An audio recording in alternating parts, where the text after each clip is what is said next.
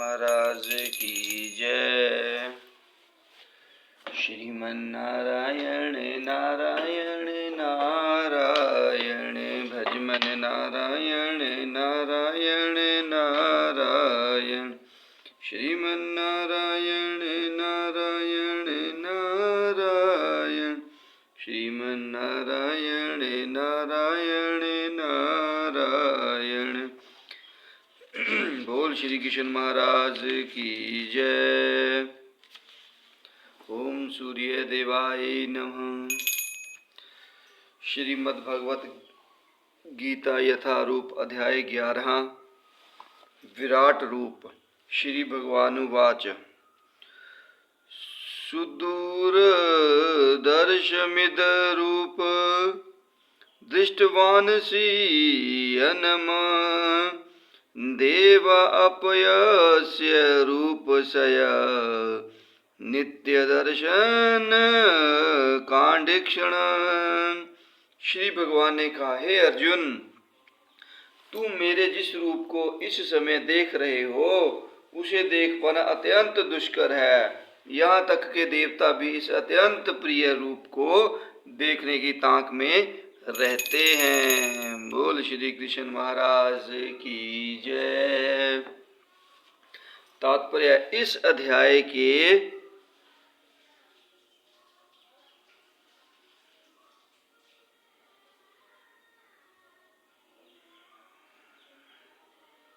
सतासीवें श्लोक में भगवान कृष्ण ने अपना विश्व रूप दिखाना बंद किया।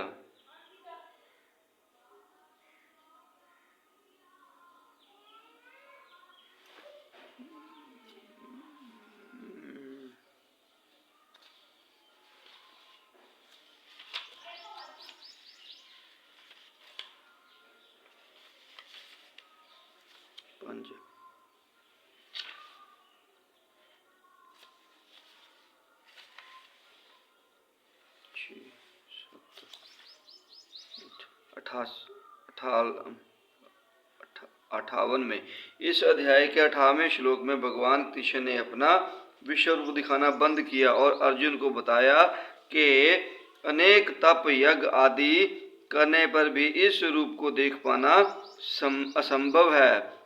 अब सुदर्शनम शब्द का प्रयोग किया जा रहा है जो सूचित करता है कि श्री कृष्ण का द्विभुज रूप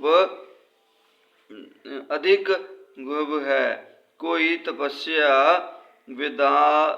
विदाधनन तथा दार्शनिक चिंतन आदि विभिन्न क्रियाओं के साथ थोड़ा सा भक्ति तत्व मिलाकर श्री कृष्ण के विश्व रूप का दर्शन संभवतः कर सकता है, लेकिन भक्ति तत्व के बिना यह संभव नहीं है। इसका वर्णन पहले ही किया जा चुका है। फिर भी विश्व रूप से आगे श्री कृष्ण का त्रिभुज रूप है जिसे ब्रह्मा तथा जीव जैसे बड़े बड़े देवताओं द्वारा भी देख पाना और भी कठिन है। वे उनका दर्शन करना चाहते हैं और श्रीमद् भागवत में प्रमाण है कि जब भगवान अपनी माता देवकी के गर्भ में थे तो स्वर्ग के सारे देवता श्री कृष्ण के चमत्कार को देखने के लिए आए और उन्होंने उत्तम स्तुतियां की। यद्यपि उस समय वे दृष्टिगोचर नहीं थे, वे उनके दर्शन की प्रतीक्षा करते रहे।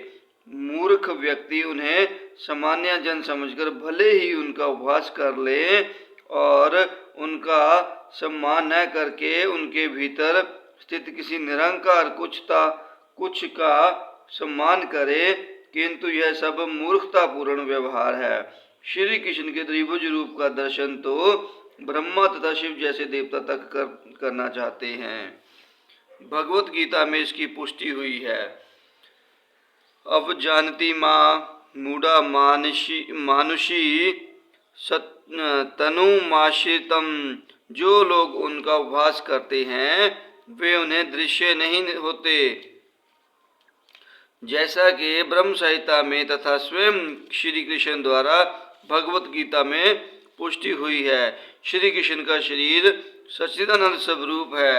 उनका शरीर कभी भी भौतिक शरीर जैसा नहीं होता, किंतु जो लोग भगवत गीता या इसी प्रकार के वैदिक शास्त्रों को पढ़कर श्री कृष्ण का अध्ययन करते हैं, उनके लिए श्री कृष्ण समस्या बने रहते हैं।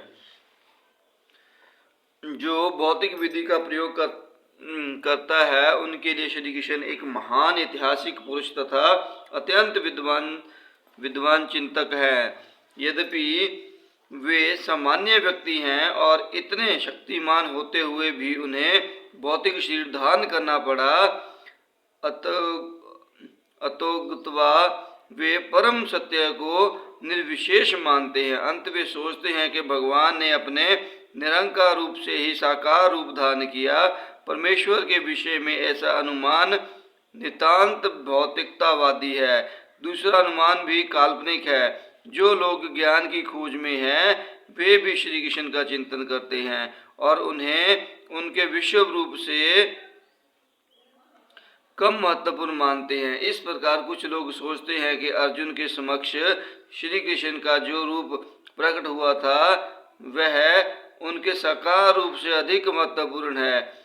उनके अनुसार श्री कृष्ण का साकार रूप काल्पनिक है। उनका विश्वास है कि परम सत्य व्यक्ति नहीं है, किंतु भगवत गीता के 4th अध्याय में दिव्य विधि का वर्णन है और वह श्री कृष्ण के विषय में प्रामाणिक व्यक्तियों से श्रवण करने की है।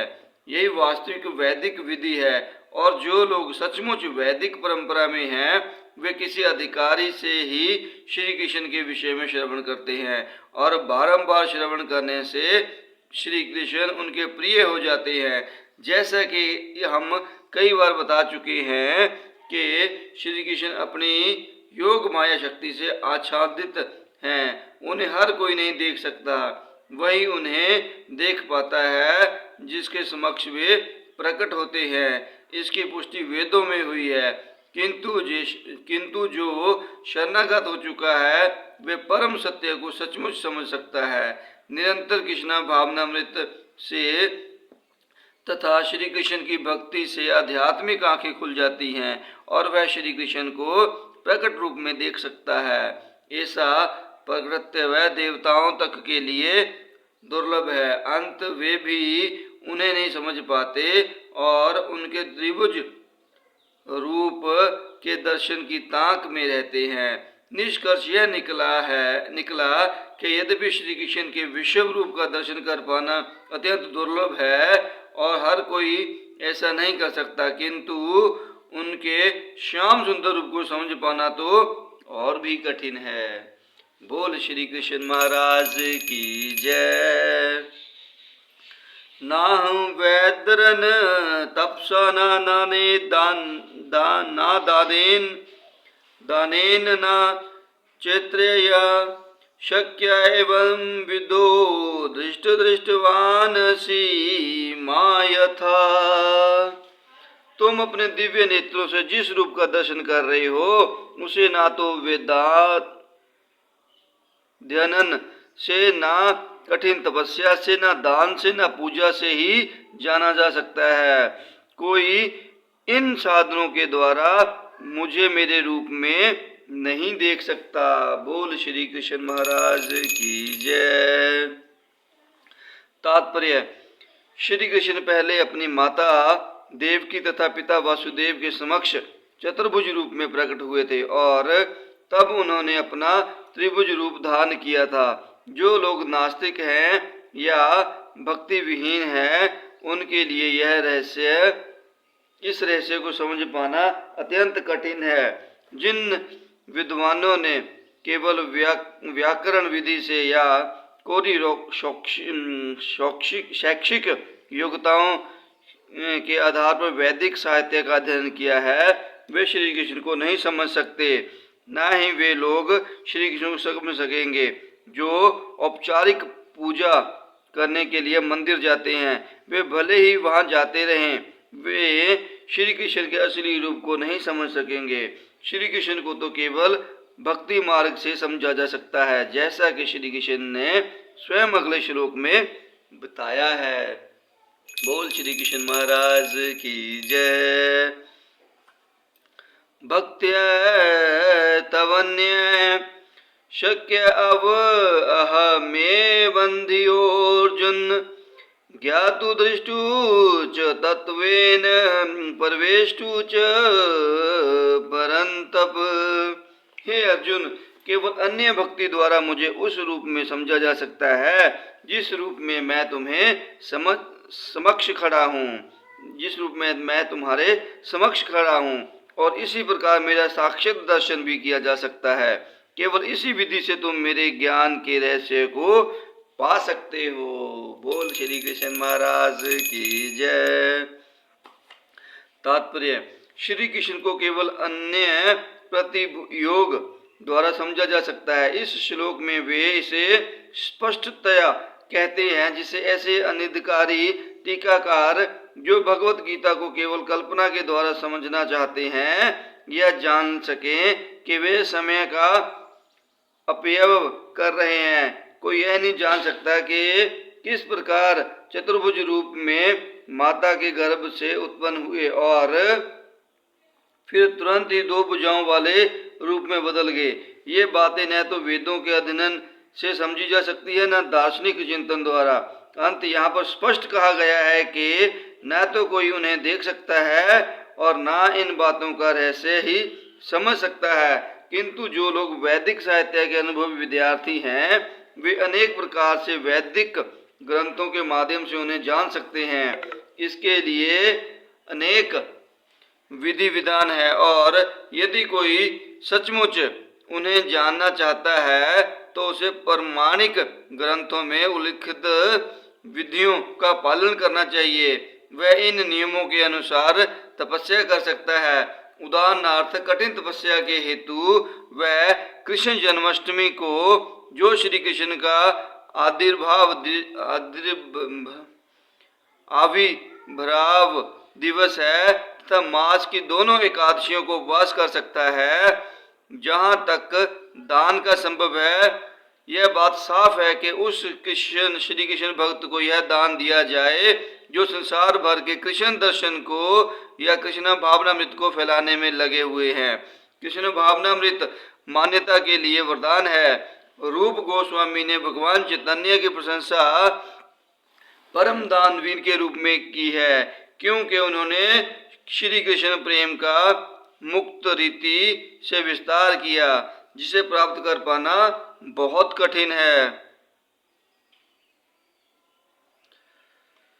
अंत, यदि कोई कृष्ण भावनामृत का प्रचार करने वाले व्यक्तियों को अपना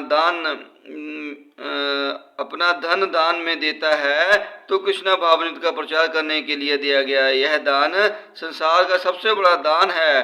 और यदि कोई मंदिर में जाकर विधि पूर्वक पूजा करता है, भारत के मंदिरों में सदा कोई ना कोई मूर्ति, सामान्यतः विष्णु या मूर्ति की पूजा रहती है, तो यह भगवान की पूजा करके तथा उन्हें सम्मान प्रदान करके उन्नति करने का अवसर होता है।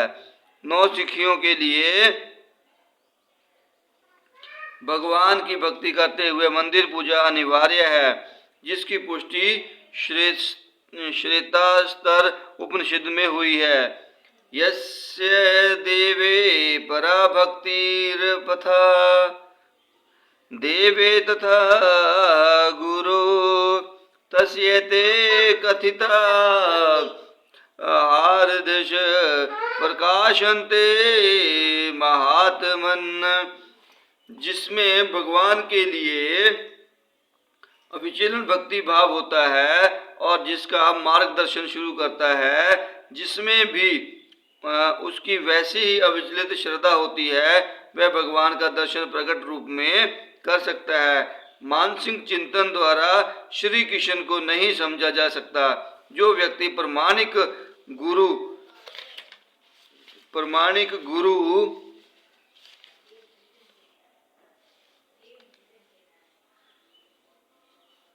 से मार्गदर्शन प्राप्त नहीं करता, उसके लिए श्री कृष्ण को समझने का शुभारंभ कर पाना भी कठिन है। यहाँ पर तू शब्द का प्रयोग विशेष रूप से यह सूचित करने के लिए हुआ है कि कोई अन्य विधि ना तो बताई जा सकती है, ना प्रयुक्त की जा सकती है, ना ही श्री कृष्ण को समझने में सफल हो सकती है।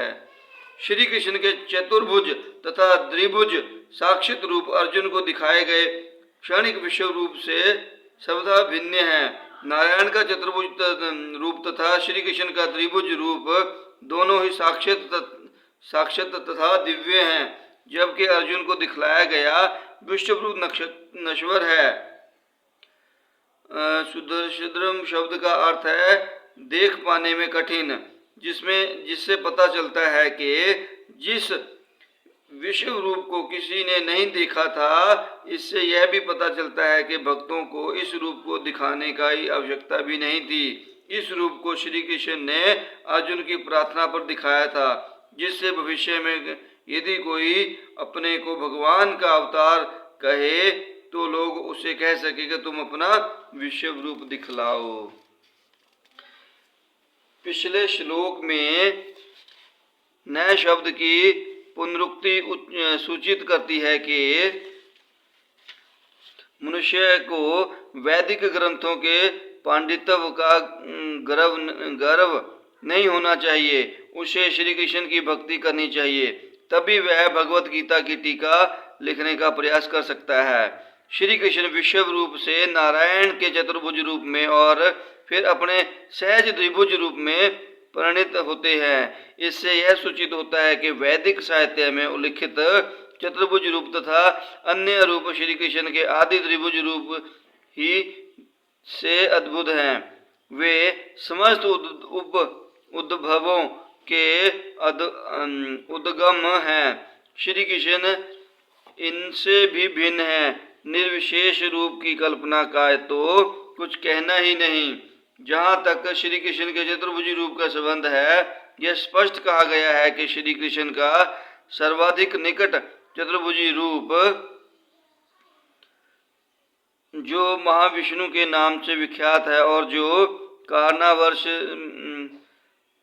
कारणावर्णव में शयन करते हैं तथा जिनके श्वास तथा प्रयास में अनेक ब्रह्मांड निकलते एवं प्रवेश करते रहते हैं, भी भगवान का अंश है, जैसा कि ब्रह्म संहिता में कहा गया है। यश यज्ञनिषित कालम थावलंबय जीवंति लोम विलयजा जगदंडनाथ विष्णुमर्हान् स इहे यस्य कला विशेषो गोविंदमादि पुरुषोत्तमः भजामि। जिसके श्वास लेने से ही जिनके अनंत ब्रह्मांड प्रवेश करते हैं तथा पुण्य बाहर निकल जाते हैं, वे महाविष्णु श्री कृष्ण के अंश रूप हैं। अंत में गोविंद या श्री कृष्ण की पूजा करता हूँ, जो समस्त कारणों के कारण है। अंत मनुष्य को चाहिए कि श्री कृष्ण के साकार रूप को भगवान मानकर पूजे, क्योंकि वही सच्चिदानंद स्वरूप हैं। वे विष्णु के समस्त रूपों के उद्गम हैं, वे समस्त अवतारों के उद्गम हैं और आदि महापुरुष हैं, जैसा कि भगवत गीता से पुष्ट होता है। गोपाल तापनी उपनिषद में निम्नलिखित कथन आया है। सच्चिदानंद रूपाय कृष्णाय किल्ष्टकारिणे नमो वेदांत वेगाय गुरवे बुद्धि साक्षिणे। मैं श्री कृष्ण को प्रणाम करता हूँ जो सच्चिदानंद स्वरूप हैं। मैं उनको नमस्कार करता हूँ, क्योंकि उनको जान लेने का अर्थ है वेदों को जान लेना। अंत वे परम गुरु हैं। उसी प्रकरण में कहा गया है, कृष्णो वै परम दैवतम, कृष्ण भगवान है। एको वशी स्वर्ग कृष्ण इंडव, वह श्री कृष्ण भगवान है जो पूज्य हैं। एकोपि संबुद्धवा योव भांति, कृष्ण एक है किंतु वे अनंत रूपों तथा अंश अवतारों के रूप में प्रकट होते हैं। ब्रह्म संहिता का कथन है, ईश्वर परम कृष्ण सच्चिदानंद विग्रह अनादिरादिर गोविंद सर्व कारण कारणम। भगवान तो श्री कृष्ण है, तो सच्चिदानंद स्वरूप, जो सच्चिदानंद स्वरूप है उनका कोई आदि नहीं है, क्योंकि वे प्रत्येक वस्तु के आदि हैं, वे समस्त कारणों के कारण हैं। अन्यंतर भी कहा गया है, यत्र अवतीर्ण कृष्णाख्य पर ब्रह्म नराकृति। भगवान एक व्यक्ति हैं, उसका नाम श्री कृष्ण है और वह कभी कभी इस पृथ्वी पर अवतरित होता है। इसी प्रकार श्रीमद् भागवत में भगवान के सभी प्रकार के अवतारों का वर्णन मिलता है, जिसमें श्री कृष्ण का नाम है, किंतु तब यह कहा गया है कि यह श्री कृष्ण ईश्वर के अवतार नहीं है, अपितु साक्षात भगवान है। इसी प्रकार ब्रह्म भगवत गीता में भगवान कहते हैं, मतम परम परतरनायतम। भगवान श्री कृष्ण के रूप से और कोई रूप श्रेष्ठ नहीं है। अन्यंतर भी कहा गया है, अहम आदि देवानाम, मैं समस्त देवताओं का उद्गम हूँ। श्री कृष्ण से भगवत गीता ज्ञान प्राप्त करने पर अर्जुन भी इन शब्दों में इसकी पुष्टि करता है, परम ब्रह्म परम धाम पवित्र परम भवान। अब मैं भली भांति समझ गया हूँ, आप परम सत्य भगवान हैं और प्रत्येक वस्तु के आश्रय हैं। अंत श्री कृष्ण ने अर्जुन को जो विश्व रूप दिखलाया वह उनका आदि रूप नहीं है। आदि रूप तो श्री कृष्ण रूप है। हजारों हाथों तथा हजारों सिरों वाला विश्व रूप तो उन लोगों का ध्यान आकृष्ट करने के लिए दिखलाया गया जिनका ईश्वर से तनिक भी प्रेम नहीं है। यह ईश्वर का आदि रूप नहीं है। विश्व रूप उन शुद्ध भक्तों के लिए तनिक भी आकर्षक नहीं होता जो विभिन्न दिव्य संबंधों में भगवान से प्रेम करते हैं। भगवान अपने आदि कृष्ण रूप में ही प्रेम का आदान प्रदान करते हैं। अंत श्री कृष्ण से घनिष्ठ मैत्री भाव से संबंधित अर्जुन को यह विश्व रूप तनिक भी रुचिकर नहीं लगा, अपितु उसे भयानक लगा। श्री कृष्ण के चिर सखा अर्जुन के पास अवश्य ही दिव्य दृष्टि नहीं रही होगी। वह भी कोई सामान्य व्यक्ति न था, इसीलिए वह विश्व रूप से मोहित नहीं हुआ। यह रूप उन लोगों को भले ही अलौकिक लगे जो अपने को सकाम कर्मों द्वारा ऊपर उठाना चाहते हैं, किंतु भक्ति में रत व्यक्तियों के लिए तो दो भुजा वाले श्री कृष्ण का रूप ही अत्यंत प्रिय है। बोल श्री कृष्ण महाराज की जय। मत कर्म क्रिमन परमो मदक्त षड्वर्जित निर्वैर सर्वभूतेषु यस मामेत पांडव। हे अर्जुन, जो व्यक्ति काम कर्मों तथा मनोधर्म के कलमश से मुक्त होकर मेरी शुद्ध भक्ति में तत्पर रहता है, जो मेरे लिए ही कर्म करता है, जो मुझे ही जीवन लक्ष्य समझता है और जो प्रत्येक जीव से मैत्री भाव रखता है, वह निश्चय ही मुझे प्राप्त करता है। बोल श्री कृष्ण महाराज की जय। तात्पर्य, जो कोई चिन्मय व्योम के कृष्ण लोक में परम पुरुष को प्राप्त करके भगवान श्री कृष्ण से घनिष्ठ संबंध स्थापित करना चाहता है, उसे स्वयं भगवान द्वारा बनाए गए इस मंत्र को ग्रहण करना होगा। अंत यह श्लोक भगवद गीता का सार माना जाता है। भगवद गीता एक ऐसा ग्रंथ है जो उन बुद्धि जीवों की ओर लक्षित है जो इस भौतिक संसार में प्रकृति पर प्रभुत्व जिताने में लगे हुए हैं और वास्तविक आध्यात्मिक जीवन के बारे में नहीं जानते। भगवद गीता का उद्देश्य यह दिखाना है कि मनुष्य किस प्रकार अपने आध्यात्मिक अस्तित्व को तथा भगवान के साथ अपने संबंध को समझ सकता है, तथा उसे यह शिक्षा देना है कि वह भगवत धाम को कैसे पहुंच सकता है। यह श्लोक उस विधि को स्पष्ट रूप में बताता है जिससे मनुष्य अपने आध्यात्मिक कार्य में अर्थात भक्ति में सफलता प्राप्त कर सकता है।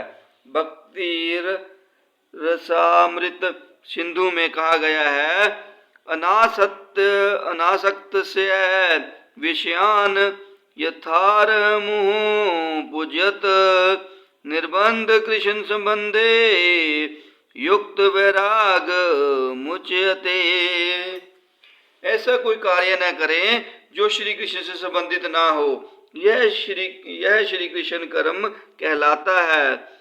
कोई भले ही कितने कर्म क्यों ना करे, किंतु उसे उनके फल के प्रति आसक्ति नहीं होनी चाहिए। यह फल तो श्री कृष्ण को ही अर्पित किया जाना चाहिए। उदाहरणार्थ, यदि कोई व्यापार में व्यस्त है तो उसे व्यापार को कृष्णा भावनामृत में परिणत करने के लिए श्री कृष्ण को अर्पित करना होगा। यदि श्री कृष्ण व्यापार के स्वामी हैं तो इनका लाभ भी उन्हें ही मिलना चाहिए। यदि किसी व्यापारी के पास करोड़ों रुपए की संपत्ति हो और यदि वह उसे श्री कृष्ण को अर्पित करना चाहे तो वह ऐसा कर सकता है। यदि श्री कृष्ण कर्म है, यही श्री कृष्ण कर्म है। अपनी इंद्र तृप्ति के लिए विशाल भवन न बनाकर वह श्री कृष्ण के लिए सुंदर मंदिर बनवा सकता है, श्री कृष्ण का आचार्य विग्रह स्थापित कर सकता है और भक्ति के प्रमाणिक ग्रंथों में वर्णित आचार्य विग्रह की सेवा का प्रबंध कर सकता है। यह सब श्री कृष्ण कर्म है। मनुष्य को अपने कर्म फल में लिप्त नहीं होना चाहिए, अपितु इसे श्री कृष्ण को अर्पित करके बची हुई वस्तु को केवल प्रसाद रूप में ग्रहण करना चाहिए। यदि कोई श्री कृष्ण के लिए विशाल भवन बनवा देता है और उसमें श्री कृष्ण का आचार्य विग्रह स्थापित कराता है तो उसमें उसे रहने की मनाही नहीं रहती, लेकिन श्री कृष्ण को ही इस भवन का स्वामी मानना चाहिए। यही कृष्णा भावनामृत है। किंतु यदि कोई श्री कृष्ण के लिए मंदिर नहीं बनवा सकता तो वह श्री कृष्ण मंदिर की सफाई में तो लग सकता है, यह भी कृष्ण कर्म है।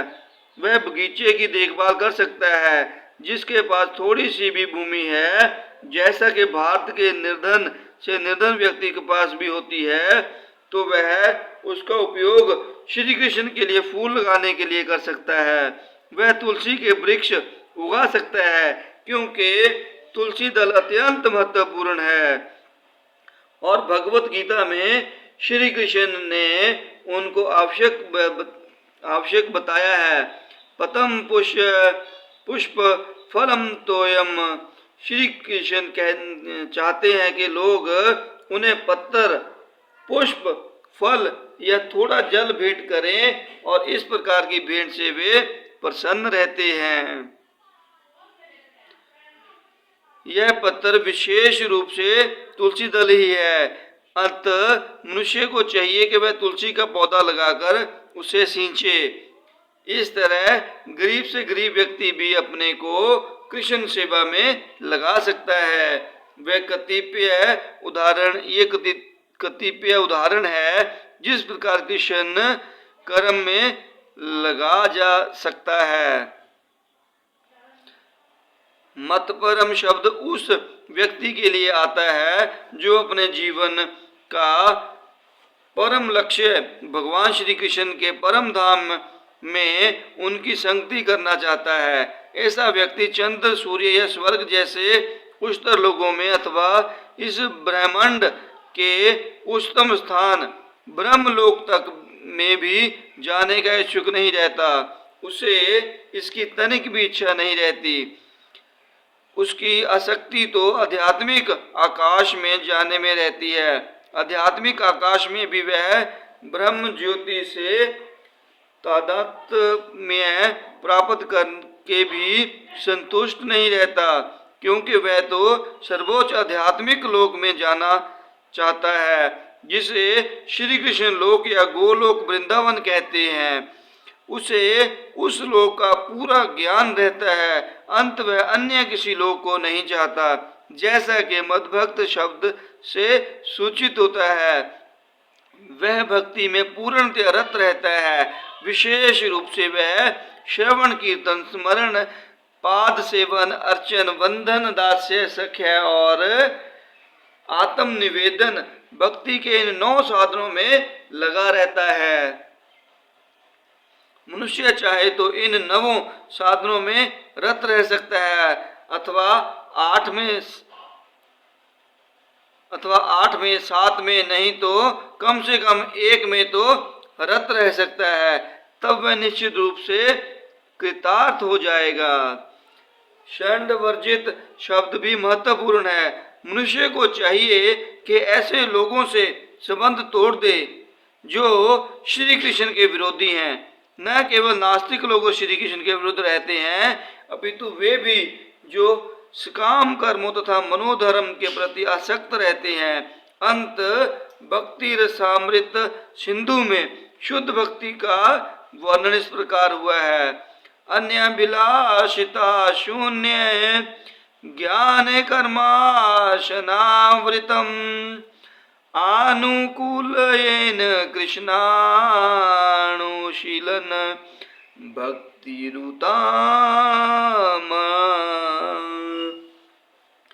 इस श्लोक में शील रूप गोस्वामी स्पष्ट कहते हैं कि यदि कोई अन्य भक्त भक्ति करना चाहता है तो उसे समस्त प्रकार के भौतिक कलमश से मुक्त होना चाहिए। उसे ऐसे व्यक्तियों से दूर रहना चाहिए जो काम कर्म तथा मनोधर्म में आसक्त हैं। ऐसी अवांछित संगति तथा भौतिक इच्छाओं के कलमश से मुक्त होने पर ही वह श्री कृष्ण ज्ञान का अनुशीलन कर सकता है, जिसे शुद्ध भक्ति कहते हैं। अनुकूल से संकलन प्रकृति कुल से वर्णम। मनुष्य को चाहिए कि अनुकूल भाव से श्री कृष्ण के विषय में सोचे और उन्हीं के लिए कर्म करे, प्रतिकूल भाव से नहीं। कंस श्री कृष्ण का शत्रु था। वह श्री कृष्ण के जन्म से ही उन्हें मारने की तरह तरह की योजनाएं बनाता रहा, किंतु असफल होने के कारण वह सदैव श्री कृष्ण का चिंतन करता रहा। इस तरह सोते जगते काम करते वह सदैव कृष्ण भावनामृत रहा, किंतु उसकी यह कृष्ण भावना अनुकूल न थी। अंत 24 घंटे श्री कृष्ण का चिंतन करते रहने पर भी वह असुरी माना जाता रहा और अंत में श्री कृष्ण द्वारा मार डाला गया। निस्संदेह श्री कृष्ण द्वारा वध किए गए व्यक्ति को तुरंत मोक्ष मिल जाता है, किंतु शुद्ध भक्त का उद्देश्य यह नहीं है। शुद्ध भक्त तो मोक्ष की भी कामना नहीं करता। वह सर्वोच्च लोक गोलोक वृंदावन भी नहीं जाना चाहता। उसका एकमात्र उद्देश्य श्री कृष्ण की सेवा करना है, चाहे वह जहां भी रहे। श्री कृष्ण भक्त प्रत्येक से मैत्री भाव रखता है, इसीलिए यहाँ उसे निर्वैर कहा गया है, अर्थात उसका कोई शत्रु नहीं होता। वह कैसे यह कैसे संभव है? कृष्णा भावनामृत में स्थित भक्त जानता है कि श्री कृष्ण की भक्ति ही मनुष्य को जीवन की समस्याओं से छुटकारा दिला सकती है। उसे इसका व्यक्तिगत अनुभव रहता है, फलत वह इस प्रणाली को कृष्णा भावनामृत को मानव समाज में प्रचालित करना चाहता है। भगवत भक्तों का इतिहास साक्षी है कि ईश्वर चेतना का प्रचार करने में कई बार भक्तों को अपने जीवन को संकटों में डालना पड़ा। सबसे उपयुक्त उदाहरण जीसस क्राइस्ट का है। उन्हें भक्तों ने सूली पर चढ़ा दिया, किंतु उन्होंने अपना जीवन कृष्ण भावनामृत के प्रसार में उत्सर्ग किया। निस्संदेह यह कहना कि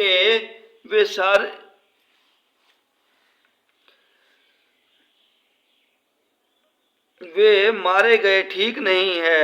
इसी प्रकार भारत में भी अनेक उदाहरण है, यथा प्रहलाद महाराज तथा ठाकुर हरिदास। ऐसा संकट उन्होंने क्यों उठाया? क्योंकि वे श्री कृष्ण भावनामृत का प्रसार करना चाहते थे और यह कठिन कार्य है। कृष्ण भावना भावित व्यक्ति जानता है कि मनुष्य कृष्ण के साथ अपने संबंध को भूलने के कारण ही कृष्ण कष्ट भोग रहा है। अंत मानव समाज की सबसे बड़ी सेवा होगी कि अपने पड़ोसी को समस्त भौतिक समस्याओं से उभारा जाए।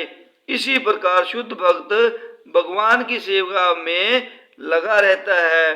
तभी हम समझ सकते हैं कि कृष्ण उन लोगों पर कितने कृपालु हैं जो उनकी सेवा में लगे रहकर उनके लिए सभी प्रकार के कष्ट सहते हैं। अंत यह निश्चित है कि ऐसे लोग इस शरीर को छोड़ने के बाद परम धाम को प्राप्त होते हैं। सारांश यह है कि श्री कृष्ण ने अपने क्षण भंगुर विश्व रूप के साथ साथ काल रूप को, जो सब कुछ भक्षण करने वाला है, और यहाँ तक के चतुर्भुज विष्णु रूप को भी दिखलाया। इस तरह श्री कृष्ण इन समस्त स्वरूपों के उद्गम हैं। ऐसा नहीं है कि वे आदि विश्व रूप या विष्णु की ही अभिव्यक्ति हैं, वे समस्त रूपों के उद्गम हैं। विष्णु तो हजारों लाखों हैं, लेकिन भक्त के लिए श्री कृष्ण का कोई अन्य रूप उतना महत्वपूर्ण नहीं जितना के मूल दो भुजी श्याम सुंदर रूप। ब्रह्म संहिता में कहा गया है कि जो प्रेम या भक्ति भाव से श्री कृष्ण के श्याम सुंदर रूप के प्रति आसक्त है, वे सदैव उन्हें अपने हृदय में देख सकते हैं और कुछ भी नहीं देख सकते। अंत मनुष्य को समझ लेना चाहिए कि इस 11वें अध्याय का तात्पर्य यही है कि श्री कृष्ण का रूप ही सर्वप्रिय है एवं परम सार है। इस प्रकार श्रीमद् भगवत गीता के 11वें अध्याय विराट रूप का भक्ति वेदांत तात्पर्य पूर्ण हुआ। बोल श्री कृष्ण महाराज की जय। श्रीमन्नारायण नारायण नारायण, श्रीमन्नारायण नारायण नारायण, भजमन नारायण नारायण नारायण, श्रीमन्नारायण नारायण नारायण। बोल श्री कृष्ण महाराज की जय। हरि ओम नमः शिवाय। हरि ओम नमः शिवाय। ओम सूर्य देवाय नमः। हरि ओम नमः शिवाय।